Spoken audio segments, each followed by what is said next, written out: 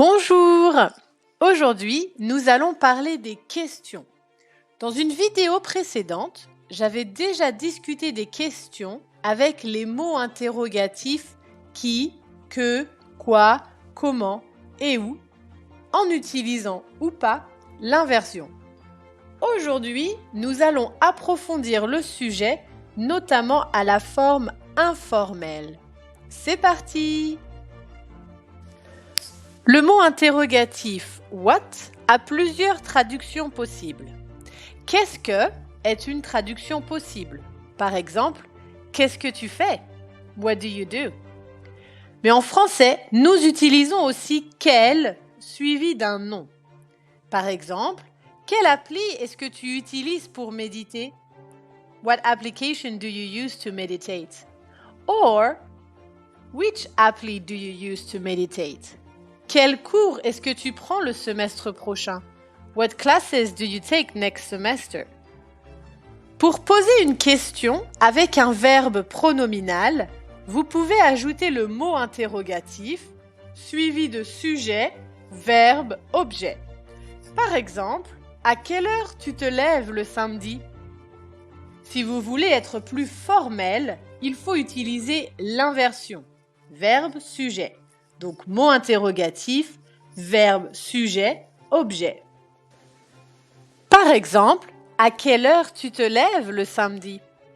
Rappelez-vous que le verbe et son pronom réfléchi forment un bloc inséparable. Donc, te lèves sont inséparables. Tu te lèves, te lèves-tu.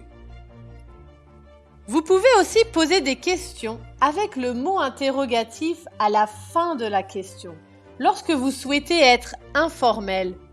Par exemple, tu t'appelles comment? Tu as quel âge? Tu viens d'où?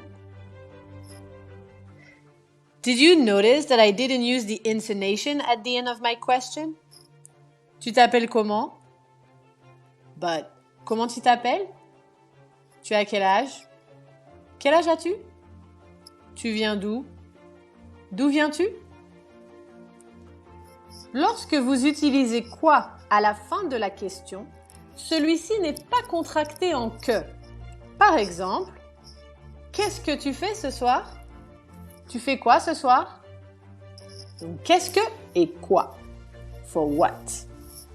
Et pour être formel, que fais-tu ce soir? Lorsque vous utilisez des verbes qui sont suivis par des prépositions telles que sortir avec ou penser à, le mot interrogatif suit la préposition.